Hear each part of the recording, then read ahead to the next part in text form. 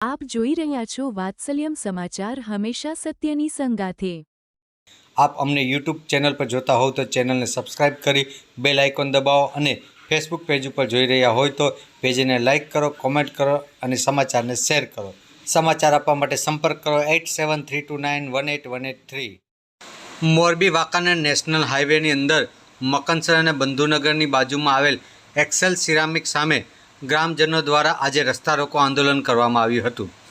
ગ્રામજનોની મુખ્ય માંગો હતી કે વરસાદી પાણીના કારણે જે મુસીબત ગ્રામજનોને પડી રહી છે તેમજ સર્વિસ રોડ ઉપર જે હાલાકી પડી રહી છે તેને તાત્કાલિક ધોરણે દૂર કરવામાં આવે। ગ્રામજનોને જણાવ્યા મુજબ છેલ્લા 4 વર્ષથી લેખિત અને મૌખિક અનેક રજૂઆતો કરવા છતાં તંત્ર જાગતું નથી।